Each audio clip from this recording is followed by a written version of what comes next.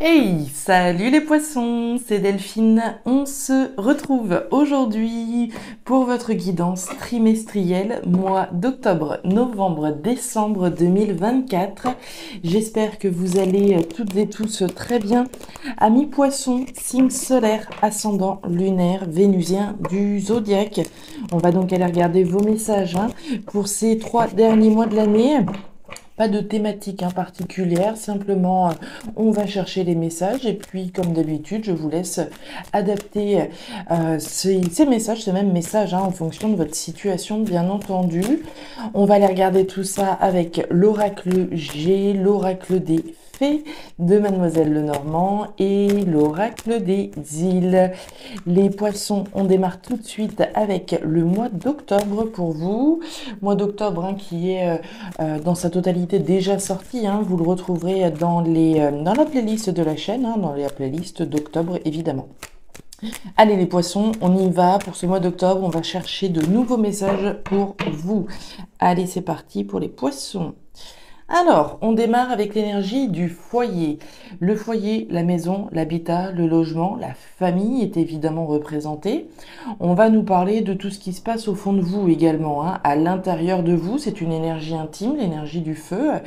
Et puis enfin, on va nous parler des passions que vous avez, des passions qu'on a pour quelque chose, des passions qu'on a pour quelqu'un, éventuellement. Ceux qui brûlent en fin de compte, on brûle pour quelque chose, on brûle pour quelqu'un, on ressent des choses au fond de soi, à l'intérieur de soi, et puis donc, je vous l'ai dit, on va parler de la famille, de la maison, du logement. Ouh, c'est plutôt joli tout ça. On nous parle de récolte avec la carte de l'été. Alors l'été, c'est évidemment la période estivale dont il est question.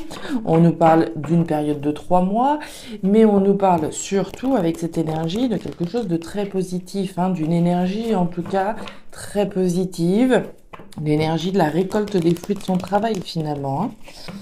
Alors, énergie positive en lien avec le foyer, la maison, le logement, les passions, ce qui se passe au fond de vous. Ici, il y a quelque chose de positif en ce mois d'octobre. Allez, on continue. On continue pour les poissons. On nous parle d'annonce avec la carte du cavalier. Le cavalier, l'annonce, soit il va être question d'une annonce très concrète, très tangible, d'une annonce, j'annonce quelque chose peut-être à ma famille, on fait une annonce, une annonce qui concerne le logement, en tout cas l'habitat, le foyer, la maison, mais l'annonce ici, ça peut aussi être entendu au sens symbolique, autrement dit, l'annonce de quelque chose de positif pour votre foyer, votre famille, votre logement, vos passions. On nous parle d'un engagement ici. Est-ce qu'il n'y a pas des annonces importantes qui concerneraient, je sais pas, là je sens un mariage, je sais pas pourquoi, mais on nous parle avec l'anneau d'engagement, d'association, de collaboration. Ici, on va parler d'annoncer peut-être une nouvelle collaboration, d'annoncer peut-être une nouvelle union. On va voir l'annonce d'un nouvel engagement que l'on prend par rapport à sa famille, par rapport à son foyer. Ici, on a la carte du travail qui vient de sauter. L'énergie des outils, le travail, ce sur quoi on bosse. Est-ce qu'on annonce une nouvelle collaboration? On travaille ici à cette collaboration nouvelle. Regardez-moi ça. On retrouve l'énergie du feu. Le foyer, la maison, l'habitat, le logement, tout ce dont on vient déjà de parler. Bon, c'est le nerf ici. Ici, le nerf, c'est ce qui se passe chez vous, au fond de vous, à l'intérieur de vous. Ça peut concerner les passions. Je peux peut-être annoncer à mon conjoint que, allez, en 2025, je vais travailler de quelque chose qui me passionne davantage. Ça pourrait être ça.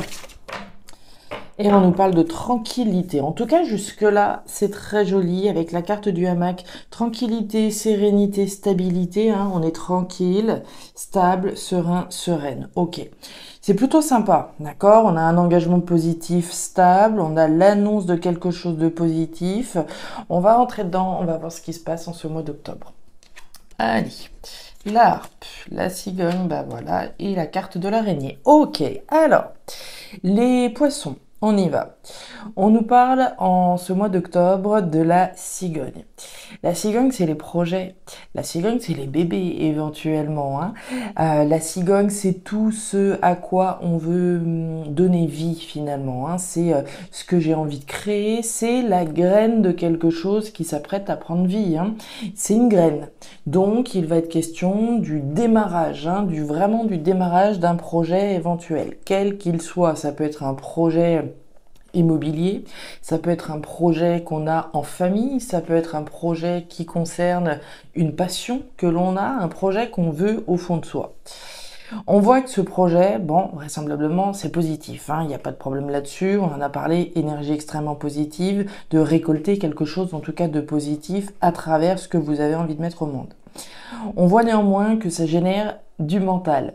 La carte de l'araignée, c'est des doutes et des espoirs, hein. Donc on a des raisons de douter que ce projet va aboutir, mais on a aussi des raisons d'y croire, évidemment. Donc c'est du mental. Et puis on nous parle de la harpe. La harpe, c'est l'harmonie.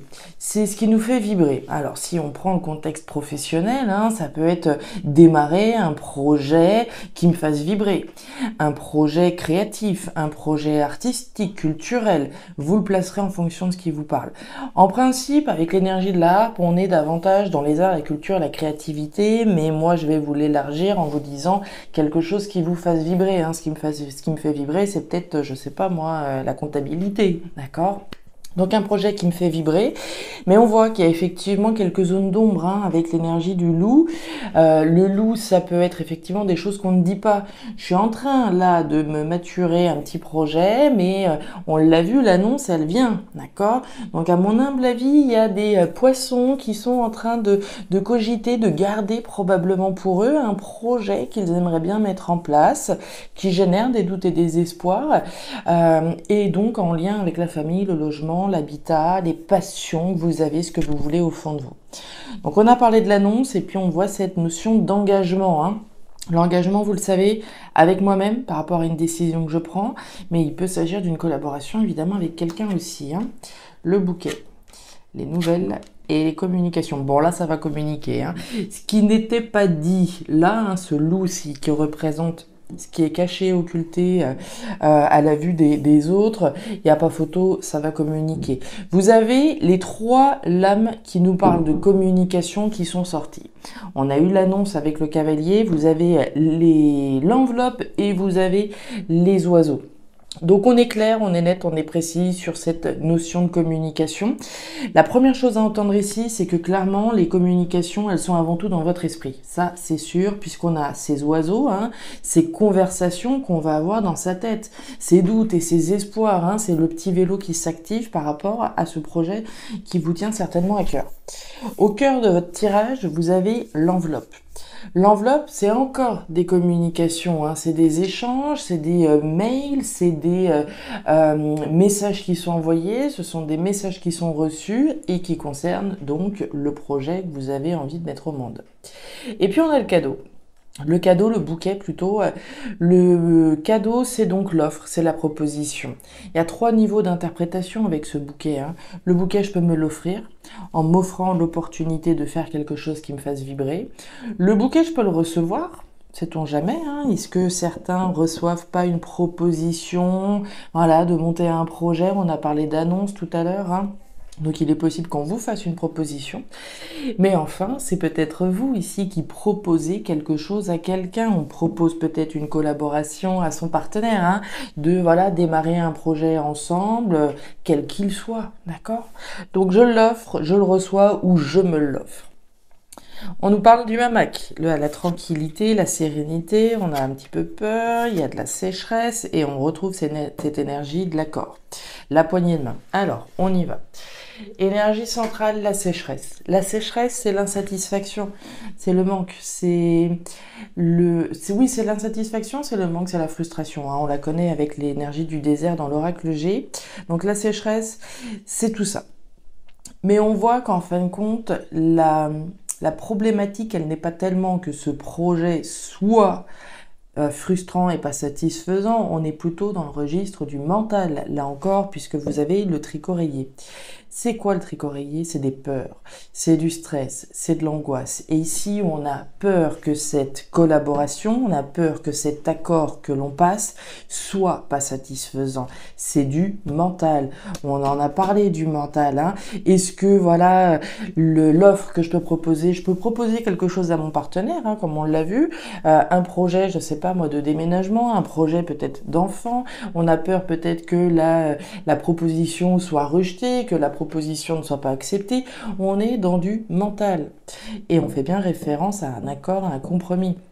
Avec vous-même, avant tout, mais également avec quelqu'un. Hein. Je peux avoir peur que mon projet de développer mon activité voilà, dans les arts et la culture, ce soit pas bon. C'est des peurs. On a peur que ça ne fonctionne pas. On a peur que ce ne soit pas satisfaisant. Pour autant, on nous parle bien du hamac. Le hamac, c'est cette tranquillité, c'est cette sérénité. Ici, vous pouvez être serein, sereine quant à un engagement que vous prenez. C'est plutôt joli jusque-là, les poissons, donc pas de panique, c'est du mental, d'accord? Oui, c'est du mental, j'ai rien du tout qui vient me dire que ça ne va pas le faire. C'est juste des peurs, du stress, des doutes, des incertitudes. Hein. Alors, moi, j'aimerais bien savoir c'est quoi ce projet sur lequel vous bossez, là? Alors, ça peut être un projet pro, hein, comme je vous le disais. Un projet, voilà, peut-être de s'associer en famille, pour un travail en famille. Ça peut être un projet de déménagement, ça peut être voilà, un projet d'enfant. Allez, pour les poissons, au mois de novembre 2024. Poissons, novembre 2024. Allez, pour les poissons. Regardez-moi qui revient. L'araignée, on en a parlé, les doutes et les espoirs. Ils sont tenaces, hein, c'est tenace ce mental. Hein. C'est normal, c'est normal, c'est normal, d'accord? Allez les poissons. Petits poissons. Allez. En ce mois de novembre, qu'est-ce qu'on a pour vous? Le chien. Alors, le chien, c'est la fidélité, les poissons. Hein. La fidélité à soi, avant tout. À ses projets, à ses convictions, à ses valeurs, à ce qu'on a envie de faire. La fidélité, ça peut être à quelque chose ou à quelqu'un. Je peux être fidèle au poste, fidèle à un compagnon, une compagne, à des amis, etc. Donc on va nous parler de votre fidélité, mais on ne peut pas exclure qu'il y ait quelqu'un en face de vous, effectivement. Hein, quand on parlait du foyer, la collaboration, on monte un projet en famille, hein, on a un projet, je sais pas moi, de faire le tour du monde l'année prochaine, ou de partir en voyage l'année prochaine, ou de déménager, ou de, voilà, comme je vous le disais, hein, de créer une activité en famille. Quelqu'un ici peut donc être représenté. Quelqu'un de proche, hein, l'énergie du chien, c'est pas le vieux cousin. Hein. Allez. Pour les poissons, au mois de novembre, on nous parle de l'homme. Alors, l'homme ou la femme, hein, on va nous parler de vous, les consultants, les consultantes, et éventuellement une personne en face de vous, homme ou femme, hein, puisqu'on est dans une lecture générale. L'énergie de l'homme, c'est l'énergie de l'action, de dire, de faire, d'agir, de passer à l'action. On y va, ça bouge. Allez, pour les poissons. Il y a de la méfiance ici. Avec l'énergie du serpent, on nous parle de jalousie, on nous parle de piège, on nous parle voilà, d'une énergie qui n'est pas spécialement hyper sympathique. L'énergie du serpent, c'est celle de la méfiance. Hein. Je suis méfiant, je suis pas né de la dernière pluie.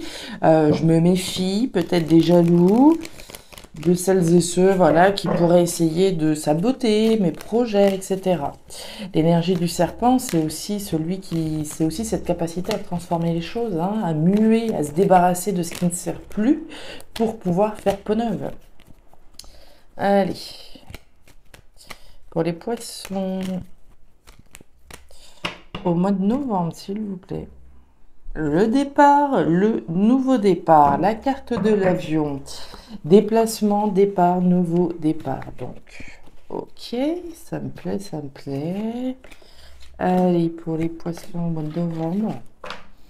Et la libération, waouh, voyez-vous ça? La libération, la rupture, la séparation.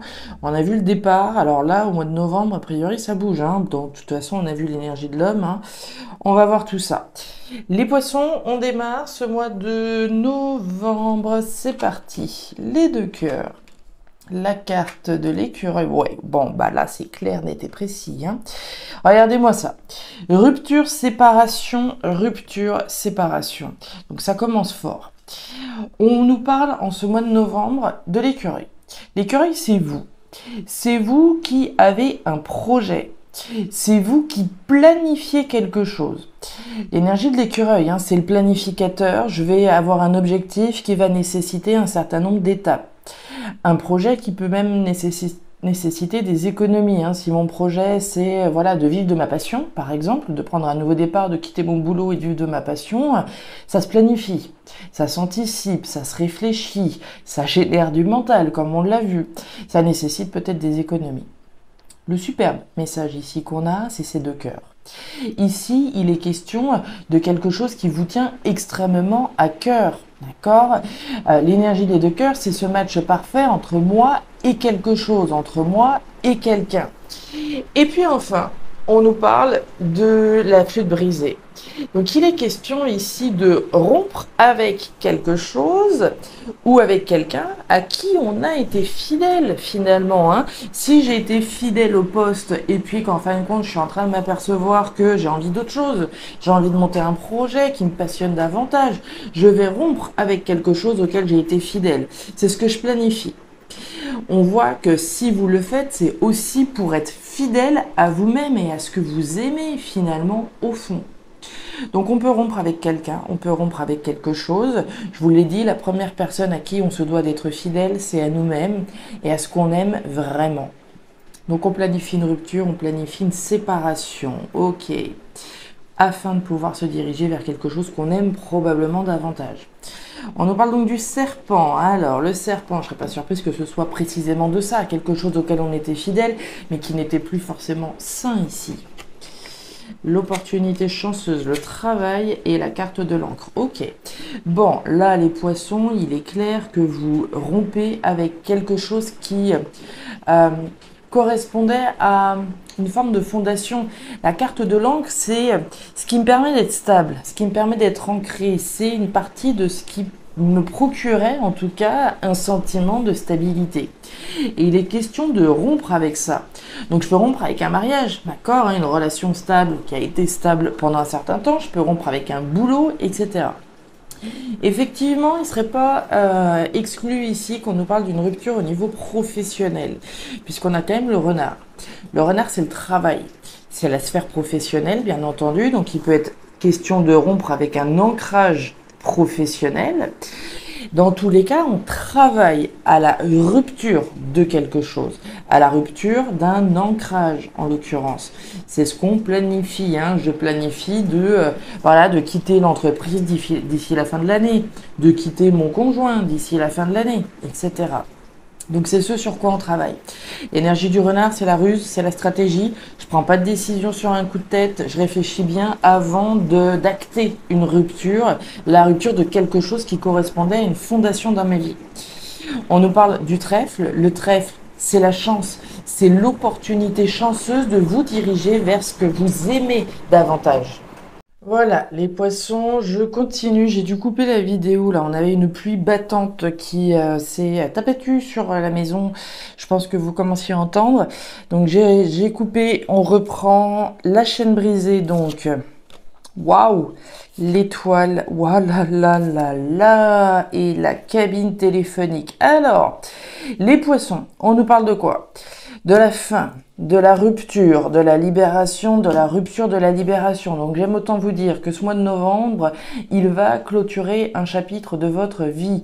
La mort, c'est bel et bien la fin, l'arrêt, la transformation, la révolution ici qui est en marche, la révolution que vous mettez en place, hein, très certainement, comme on en a parlé, celle sur laquelle vous travaillez, la fin d'une situation que vous planifiez. Donc ça marque vraiment ce mois de novembre, la fin de quelque chose. On vous dit, avec l'énergie de l'étoile, que vous êtes protégé, que l'univers vous soutient, que l'univers vous protège, hein. C'est la bénédiction de l'univers. On voit bien que c'est une opportunité chanceuse de vous diriger vers quelque chose que vous aimez, voire vers quelqu'un que vous aimez. Donc, on est validé, on est protégé par l'univers, par le divin, on se libère, on met un terme à une situation, et puis, ben, on le dit, hein, on communique avec la carte de la cabine téléphonique, il est question de communication. Donc, pour moi, les choses vont être dites, vont être énoncées. La subtilité avec la carte de la cabine téléphonique, c'est bien des conversations orales. Ici, on dit, oui, à l'oral, ici, il est question de communiquer sur la fin d'un ancrage, la fin d'une situation qui marquait pour vous, en tout cas, une fondation de votre vie. Et c'est protégé, donc je ne sais pas ce que vous arrêtez, hein, concrètement, mais ici, c'est largement validé par l'univers. Eh ben, dites donc. Eh ben, dites donc. Allez, on y va au mois de décembre. Décembre. Allez, c'est la fin, c'est l'arrêt, c'est la transformation, la rupture, la libération qui est protégée, validée. Ok, allez. La fin d'une situation, le démarrage de quelque chose de nouveau, comme on l'a vu au mois d'octobre. Ça se peaufine tout ça, ça se peaufine, hein. Allez, les poissons au mois de décembre. Décembre. On nous parle du papillon. Jolie énergie pour démarrer ce mois de décembre, hein. Le papillon, c'est la croissance, c'est l'évolution. Votre croissance, votre évolution. On est humble, hein, quand on est à l'étape de la chenille, mais le potentiel est grand, hein, le potentiel de se développer, le potentiel de faire évoluer quelque chose est bel et bien là. Allez, on est petit, mais le potentiel est grand. On nous parle des chiffres. Alors, les chiffres, c'est le hasard, c'est la chance, c'est l'inattendu, c'est l'événement qu'on n'attendait peut-être plus, c'est les pièces du puzzle qui se mettent en place, c'est le déclic aussi éventuel. Allez, un événement qui concerne votre évolution, votre croissance. Est-ce qu'on a un déclic ? Est-ce qu'on comprend un certain nombre de choses? Est-ce qu'il est question de prise de conscience éventuelle, hein? Allez, les poissons, au mois de décembre.